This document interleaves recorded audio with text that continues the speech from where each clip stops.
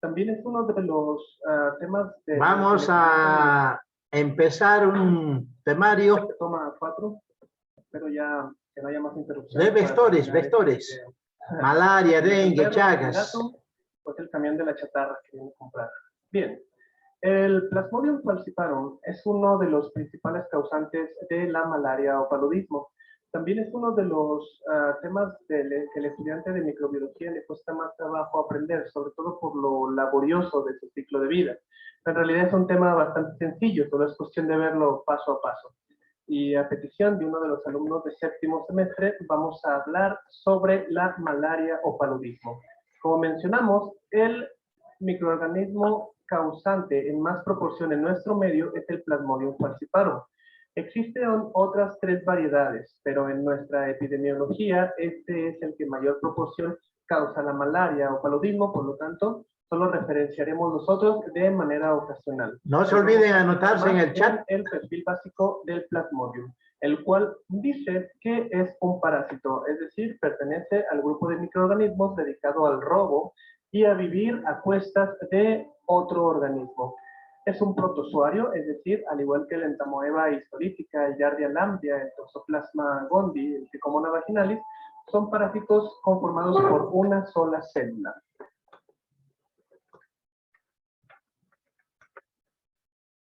La próxima clase, nuestra última clase. Ya lo hemos mencionado, ningún parásito forma parte natural del cuerpo, ni por casualidad, ni por simbiosis. La transmisión de este parásito se lleva a cabo por la picadura de un mosquito, al igual que en el caso del dengue o en el Oncocerca volvulus, hay que cuidarnos mucho de las picaduras de estos. Muy importante tener en cuenta las zonas donde es usual las infecciones por paludismo y malaria. Y también si tú vives en una zona con climas húmedos y muy calurosos, tener también muy en cuenta el conocimiento básico de este parásito en caso de que debas diagnosticarlo.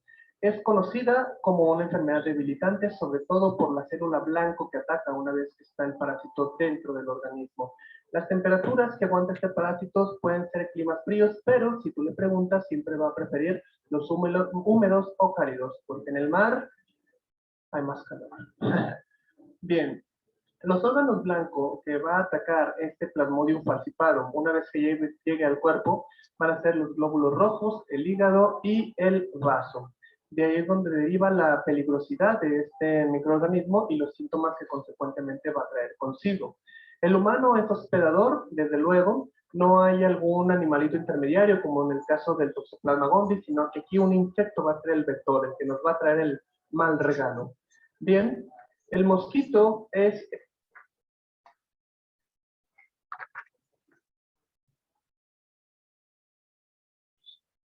el género Anopheles, así como en el Oncocerca volvulus, la mosca Simulus ocratius es la malvada. Aquí es el mosquito del género Anopheles del que tenemos que cuidarnos. Insisto, el mosquito no es el malo, sino el parásito, el protozoario que trae dentro. El mosco solamente hace lo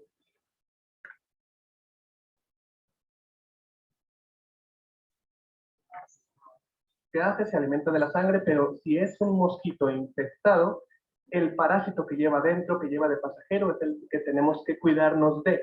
Bien, entonces, al afectar los glóbulos rojos, este se convierte en una parasitemia, es decir, una infección por parásitos que rondan en la sangre. Por lo tanto, las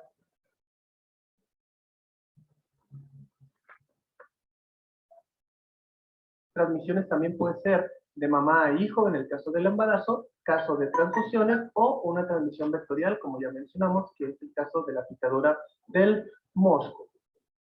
Bien, entonces hablemos de la anatomía y la forma de este parásito. Bien, como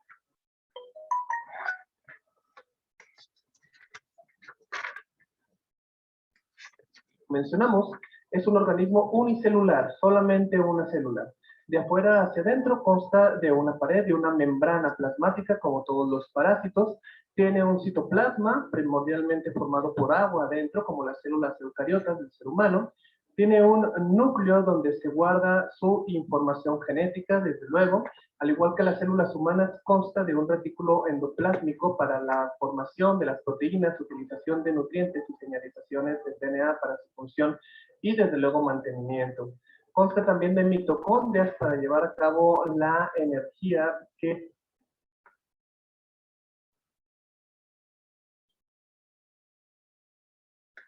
requieren.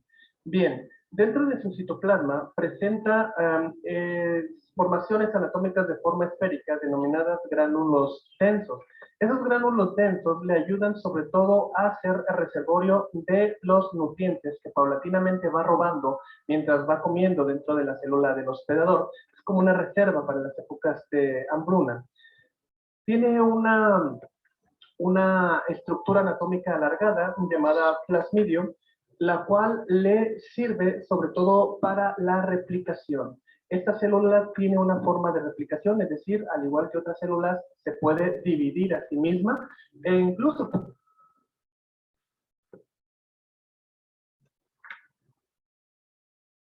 puede llevar a cabo replicación utilizando una versión hembra de sí misma.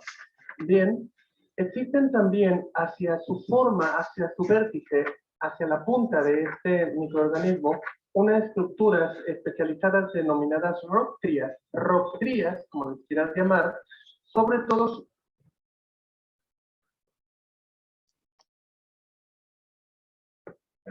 son una de las principales unidades funcionales de este parásito porque le sirven de mecanismo de fijación e invasión a las células a las que va a agredir.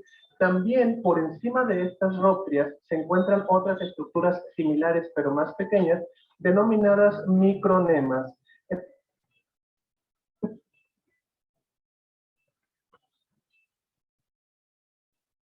Micronemas son el soporte de las rocas y también ayudan en los procesos de invasión y destrucción de la pared de la célula a la que van a invadir. Les ayudan a perforar las defensas de la célula de la que van a vivir. ¿Por qué?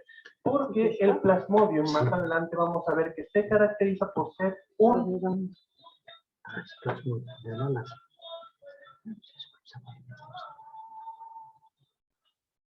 parásito intracelular, es decir, ese se mete a las células para vivir a costa de ellas.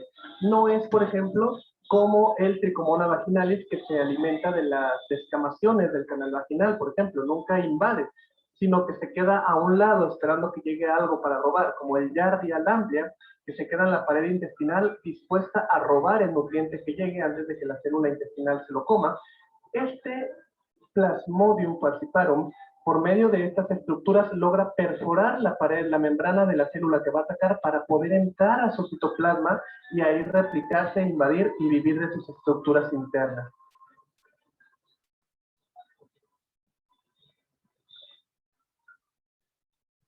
Bien, hacia la parte de arriba, este tiene una estructura que se denomina anillo polar. Este es la punta del vértice. Si viéramos al plasmodium como si fuera un triángulo, la punta de este plasmodium contiene anillos polares, es decir, esos anillos también son estructuras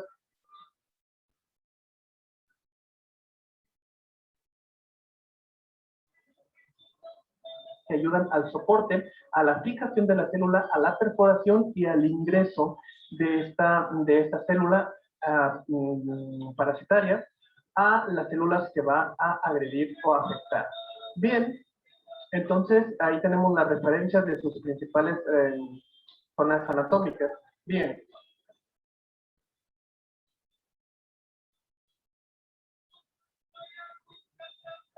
¿Por qué esto? Porque la zona polar o la zona del vértice de este parásito, tanto las roctrías como los micronemas, como el plasmidium y los anillos, incluso su membrana celular, contienen muchas estructuras, contienen muchas armas, que son estas, que son las que le ayudan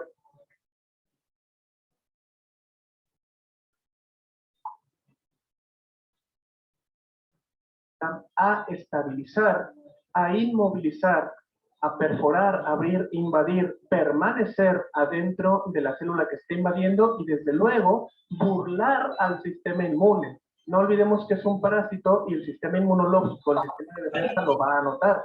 Más si está en la sangre. Entonces, el Plasmodium lo sabe y dice, bueno, las células de defensa nunca matarían a una célula amiga, nunca matarían a células de su propio cuerpo. Así que en vez de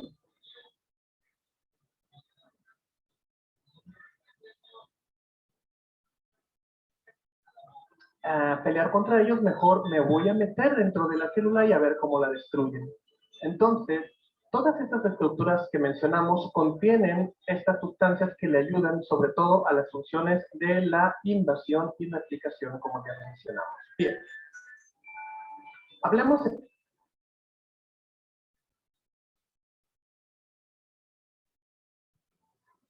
entonces del ciclo de vida del parásito, que es donde la mayoría de las personas tienen un poquito de confusión. Bien, sabemos entonces que es una enfermedad que afecta, como ya dijimos en la primera diapositiva, al hígado y al sistema circulatorio primordialmente. Todo tiene que ver con la llegada y la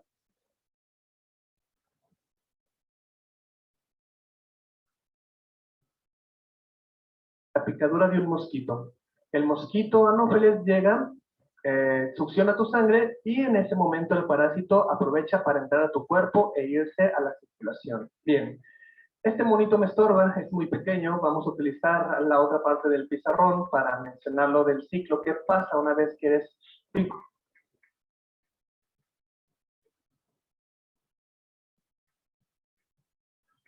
picoteado por ese mosquito? Bien, en primera, como mencionamos, el mosquito es del género Anopheles. Sin embargo, el género Anopheles tiene macho y hembra. El género, la versión macho del mosquito Anopheles es vegetariano, le gusta más la fruta. La mosquita es la sanguinaria, así que hay que cuidarse de la hembra Anopheles, porque esa es la que sí viene a comerse tu sangre, y es entonces cuando se lleva a cabo la succión de sangre, la picadura, es cuando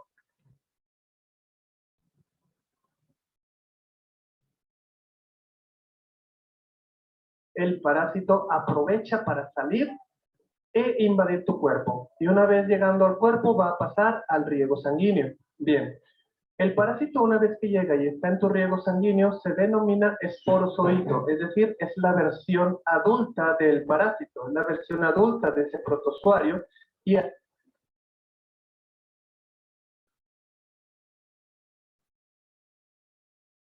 así es como se baja del avión, así se baja del mosquito Anófeles para entrar en la circulación. Bien, una vez en la circulación, recuerda que cualquier microorganismo que tenga acceso a tu sangre tiene acceso a todo el cuerpo, pero la guía turística del Plasmodium falciparum indica que el hígado es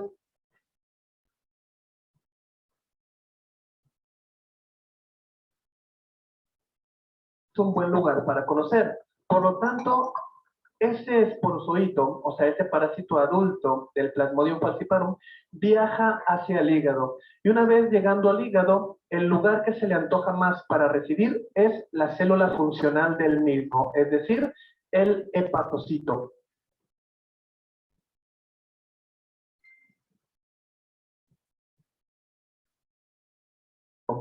El hepatocito, entonces, que forma parte, que es la célula funcional del hígado, es invadida por ese esporozoito por medio de sus estructuras que ya habíamos mencionado en la diapositiva pasada. Es decir, su anillo polar, sus róctrias, sus micronemas, hacen que este parásito pueda perforar las defensas del hepatocito, no matarlo, pero sí perforar una de sus paredes y poder entrar.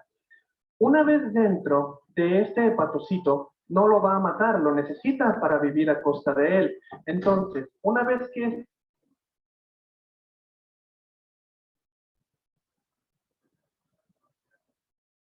este esporozoito adulto ha entrado dentro del hepatocito, va a empezar una replicación. Es decir, va a empezar a dividirse. Una replicación de tipo asexual. ¿Qué quiere decir esto? Bueno, que dentro de este grupo de parásitos, de estos esporozoitos maduros, se encuentra una versión macho y una versión hembra.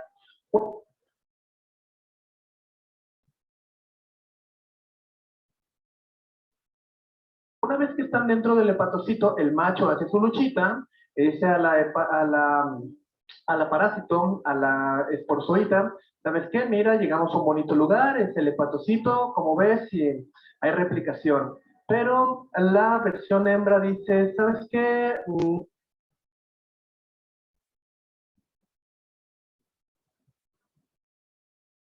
No me agrada el hepatocito, es muy feo, gracias por intentarlo, pero mejor nos vamos por nuestro lado. ¿Qué te parece? ¿Sí? Entonces, pues ahí no, pues no hay amor. Sin embargo, a pesar de eso, tanto la versión hembra como la versión macho deciden que no se caen bien, pero eso no quiere decir que no se van a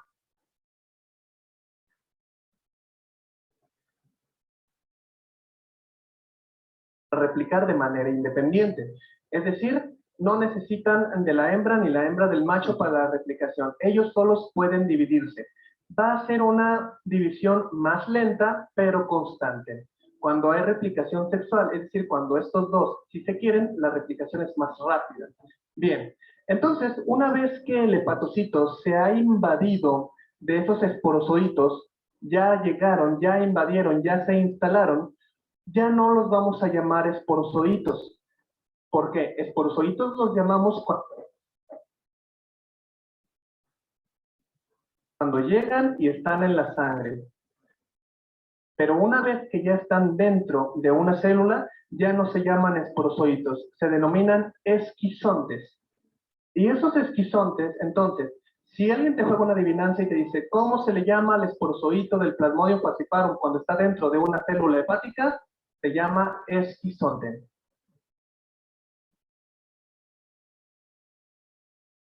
El esquizonte va a comenzar a replicarse. Es decir, va a empezar a dividirse en versiones más jóvenes, cada vez más jóvenes, de él mismo, de manera independiente. Insisto, es una replicación de tipo asexual. Cada quien por su lado se replica lento pero constante y da origen a versiones jóvenes.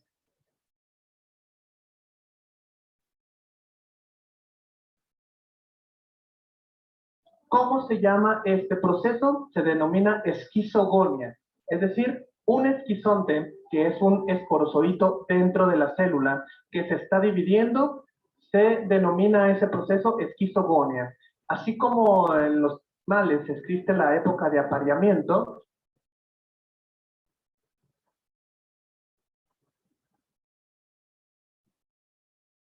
en el caso del esquizonte, dentro del hepatocito, se denomina esquizogonia al proceso en el cual se comienza a dividir. ¿Sí?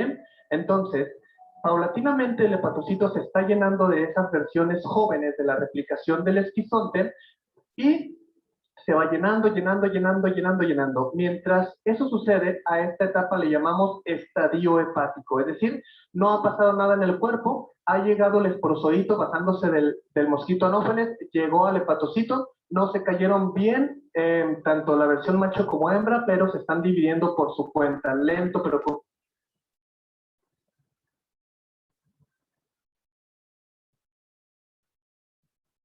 en un proceso llamado esquizogonia, pero sin salir del hígado. Es decir, en esta fase temprana el hígado es el único afectado.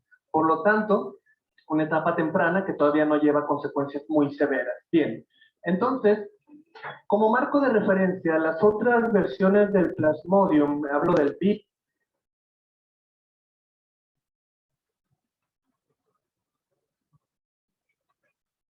del ovale, tienen una replicación todavía más lenta, es decir, estas otras variedades, su replicación es tan lenta que parece que el parásito está dormido. Por lo tanto, a los parásitos de las otras variedades que están dentro del hepatocito, pero que se están dividiendo de una manera súper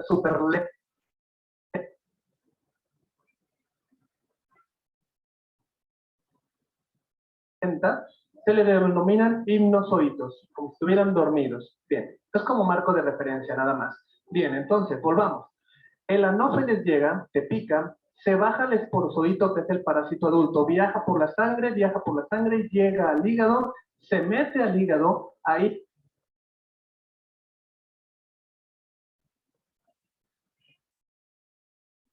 y ya no se llama esporozoito, ya le decimos esquizonte, mientras esté dentro del mismo hepatocito se llama esquizonte. Es ahí donde no se llevan bien las versiones macho y hembra, entonces se dividen de manera independiente, proceso denominado esquizogonia, ¿vale? Bien, entonces, una vez que el hepatocito se ha llenado de esas versiones jóvenes de la replicación del esquizonte, este va a reventar.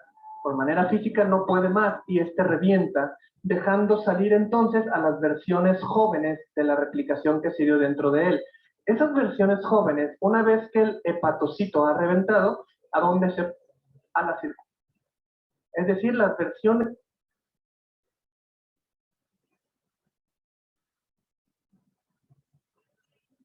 jóvenes del esquizonte van a viajar nuevamente por la circulación. ¿Cómo se llaman entonces las versiones jóvenes de ese esquizonte? ¿Se llaman esporozoitos? No. Recuerda que el esporozoito es la versión adulta. Aquí estamos hablando de versiones jóvenes. Estas se denominan merozoitos.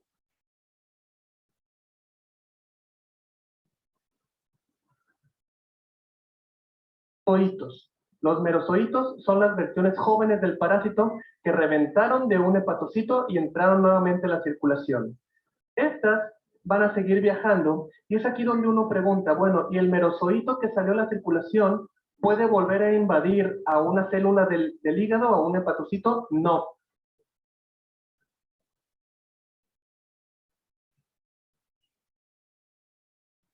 ¿Por qué? La célula del hígado es muy fuerte, es muy gruesa, solo la puede perforar el adulto, pero la versión joven no puede.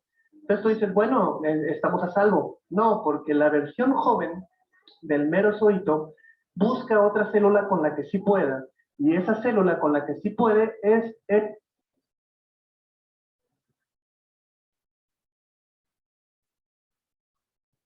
glóbulo rojo. Es decir, no es tan fuerte como para volver a infestar a un hepatocito, pero sí es lo suficiente para poder invadir, por el mismo mecanismo de acción, a un glóbulo rojo. Y ahí, dentro de ese glóbulo rojo, van a llegar los merozoitos y se van a alimentar, sobre todo de la hemoglobina del glóbulo rojo, hasta madurar a sus versiones adultas. Entonces, pregunta, ojo aquí, las versiones adultas que ya comieron del glóbulo rojo y maduraron, ¿se llaman esporozoitos? Recuerda, están dentro de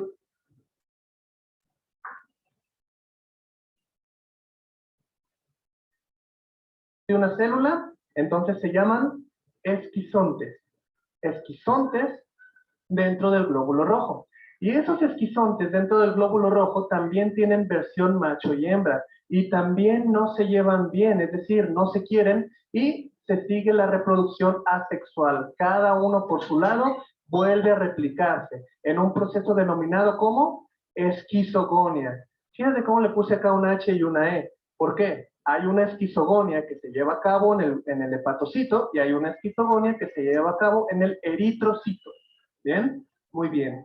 Entonces, esos esquizontes que en un inicio fueron merozoitos que entraron al glóbulo rojo, comieron hemoglobina, maduraron,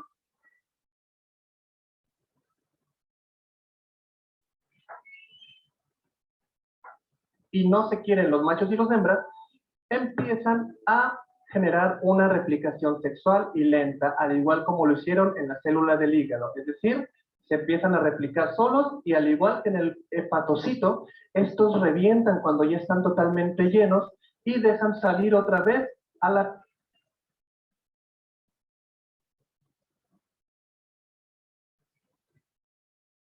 versión joven a la circulación porque ya reventaron al glóbulo rojo. ¿Y cómo se llama la versión joven que llega a la circulación? Merozoito. Hay que insistir en eso, no te pierdas. Bien.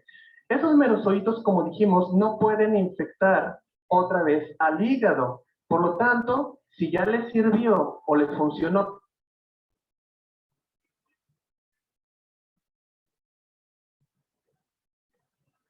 con un glóbulo rojo, pues se van a ir a infestar y a destruir y a replicarse y a madurar en los demás glóbulos rojos. Es decir, paulatinamente van a infestar, van a invadir todas tus células sanguíneas y a este estadio entonces de replicación le denominamos estadio eritrocítico.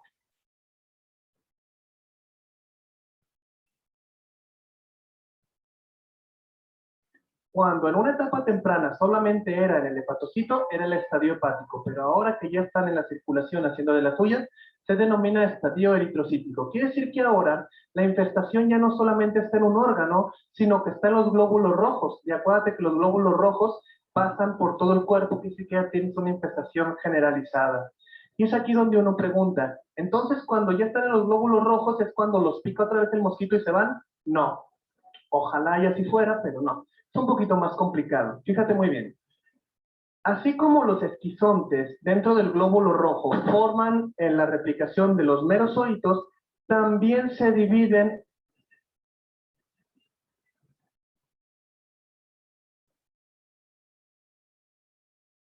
en otra forma inmadura que no es el merozoito, algo que no hacían en la célula del hígado. En el hígado se replican solamente a merozoitos, merozoitos, merozoitos, pero en la célula sanguínea, en el eritrocito, se dividen en merozoitos, pero también dan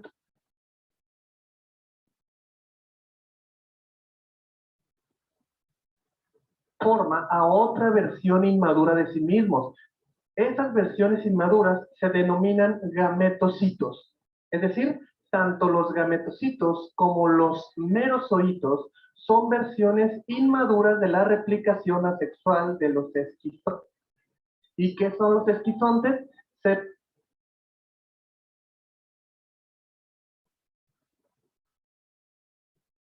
Células adultas, pero dentro de una célula se llaman esquizontes. Si estuvieran fuera se llaman esporozoitos. Trucha con eso, no se te vaya a ese punto.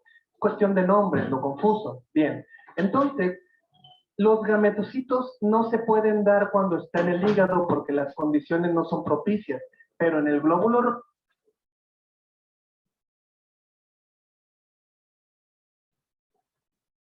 rojo las condiciones sí le son propicias al esquizonte para formar sus dos variedades, el merozoito y el gametocito. Solo que, insisto, el merozoito se la va a dedicar a invadir más y más y más y más glóbulos rojos. Pero ¿qué pasa con el gametocito?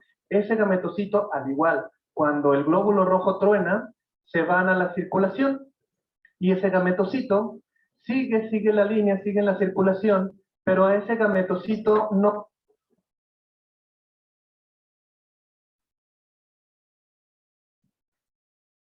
le interesan los demás glóbulos rojos. Ese gametocito dice, yo no quiero invadir, yo mejor me la paso viajando por toda la circulación. Bien, ese gametocito entonces se la pasa en la circulación y es ahí el problema. ¿Por qué? Porque esta versión inmadura es la que sí se puede llevar otra mosquita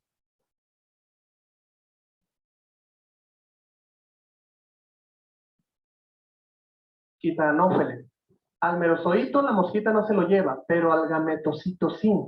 Entonces, si hay gametocitos, al igual que merozoitos que ya reventaron de un glóbulo rojo y están en la sangre, en la circulación, unos se van a ir a invadir a los glóbulos rojos, o sea, los merozoitos,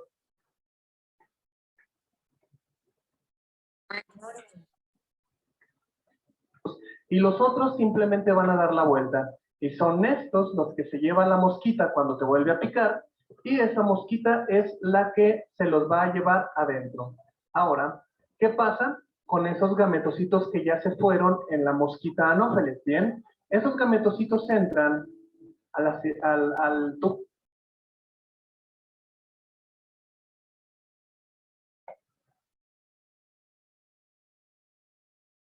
digestivo de la mosquita anófeles, y ahí es donde se diferencian en dos tipos, el micro y el macro gametocito. Micro quiere decir que hay un gametocito pequeño y macro que hay una gametocita mayor. Es decir, estos gametocitos dentro del mosquito, dentro de la mosquita, maduran en versión macho y en versión hembra. Acuérdate que la mayoría de los parásitos, cuando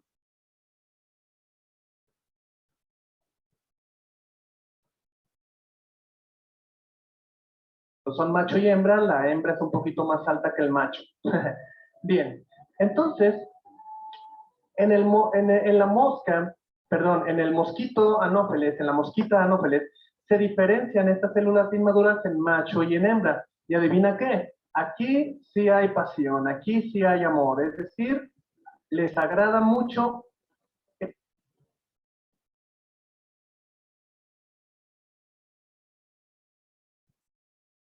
el aire, les agrada mucho el avión.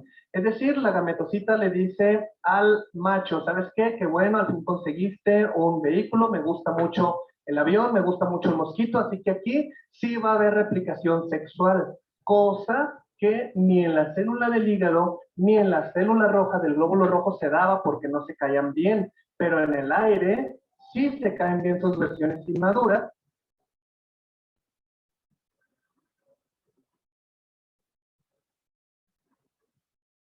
Y entonces estas hacen una replicación sexual, es decir, se va a unir uno con la otra para formar una sola célula. Así como el cuerpo humano, el esperma se junta con el óvulo para formar el blastocisto, el microgametocito con la macrogametocita se van a unir, a fusionar para formar un cigoto, es decir, una célula inmadura, que posteriormente va a madurar a un oquineto. El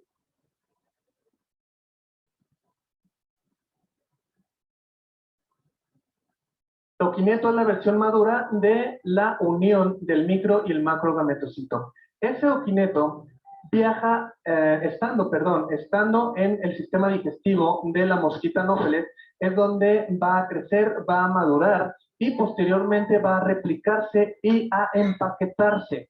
Es decir, tanta replicación dentro del intestino del mosquito le agrada mucho, se replican. Acuérdate que dijimos que cuando hay reproducción sexual, la cosa es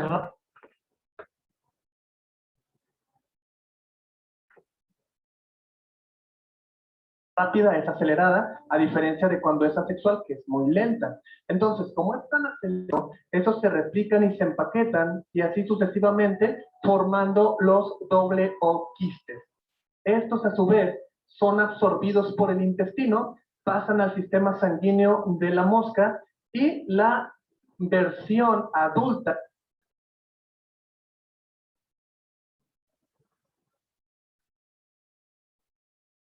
que sale de este doble oquiste, la versión adulta es la que llega a las glándulas salivales del mosquito. Y acuérdate que la versión adulta ya se llama esporozoito, que es en las glándulas salivales cuando llega el mosquito y te pique, que empiezas un nuevo ciclo de vida del parásito. Sencillo, ¿verdad? Bien.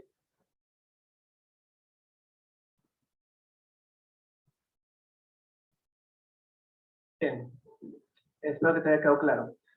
Vale, entonces hablemos de las consecuencias de todo esto. Bien, dijimos que una vez que llega la picadura del mosquito, el parásito entra y a donde se dirige en primer lugar, según su guía turística, es el hígado, ¿sí es cierto? Bien, ¿qué pasa en el cuerpo cuando eso sucede? Empieza a manifestar cierto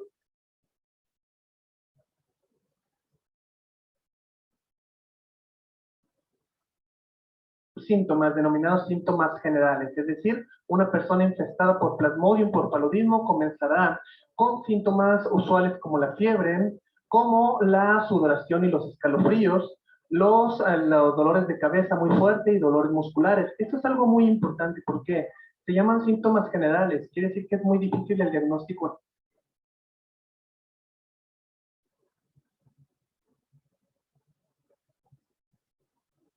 en esta etapa. ¿Por qué? Porque los mismos síntomas te dan una infección de orina, o una infección de la faringe, o una infección en el oído, o una infección gastrointestinal.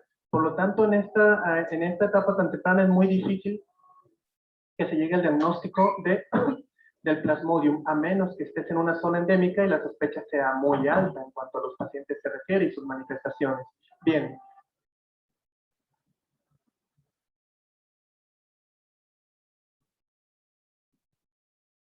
No es entonces, pues, cuando pasa del estadio hepático y revientan los hepatocitos y comienza el estadio eritrocítico, la invasión, maduración, replicación y la destrucción del glóbulo rojo, cuando ya empieza a haber situaciones como la anemia intensa. Los libros de microbiología dicen que lo que se tarda en invadir un merozoito al glóbulo rojo, madurar, replicarse y reventarlo, es alrededor de 40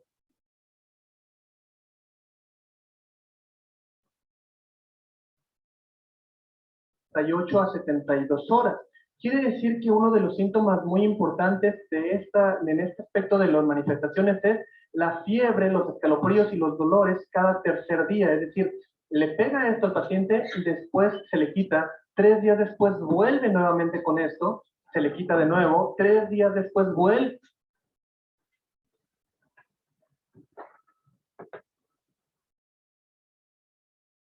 otra vez con estas manifestaciones. Es un signo que te debe de hacer sospechar sobre el plasmodium o la malaria. Bien, el problema es que cada 48 o 72 horas están destruyéndose muchos glóbulos rojos y eso obviamente va a traer la anemia, manifestada inicialmente por debilidad, cansancio, astenia, dinamia, bajo rendimiento escolar, mucho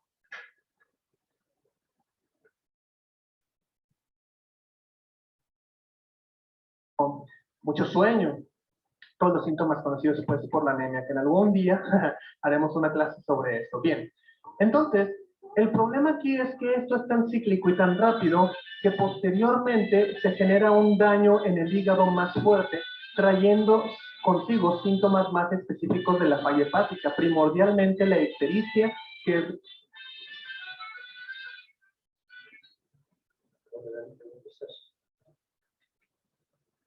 la coloración amarillenta. ¿Por qué? Porque el hígado, sus células funcionales ya están siendo invadidas y destruidas.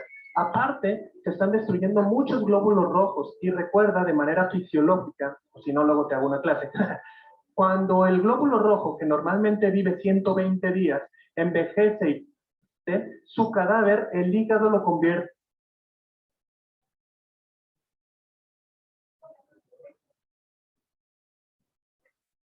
en bilirrubina, y esa bilirrubina se deshace de ella por medio de la bilis, de la orina o de las evacuaciones. El problema es que aquí se están destruyendo cada 2 o cada 3 días, no cada 120. El problema es que hay demasiados cadáveres y el hígado no puede sintetizar sus cadáveres porque de entrada ya está dañado. Por lo tanto, la bilirrubina de los que está alcanzando a procesar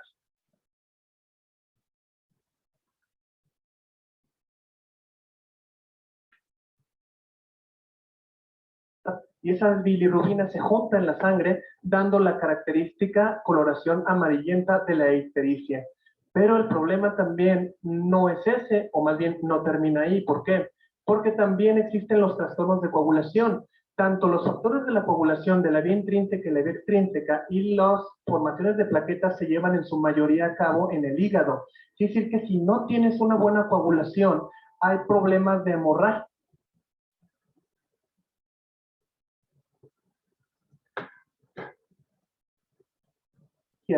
Ya va a ser, jóvenes. Vamos a comenzar luego con exposiciones. Sobre todo digestivos. O sea, un grave problema. También tenemos el pleito de las defensas bajas. Las defensas bajas hacen que otros microorganismos oportunistas lleguen a la fiesta, sobre todo microorganismos bacterianos. Bien, también puede dar lo que es ascitis, acúmulo de plasma, acúmulo de agua en terceros espacios, como el peritoneo. ¿Por qué? Fisiológicamente hablando, el hígado produce albúmina, que es una proteína que genera presión oncótica y osmótica, es decir, que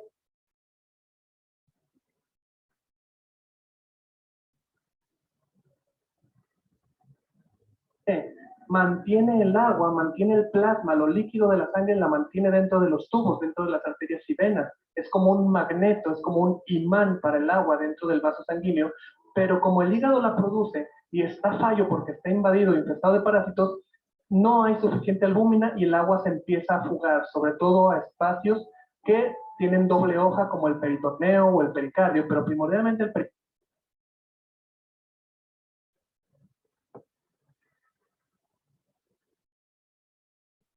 peritoneo en el caso de la falla hepática.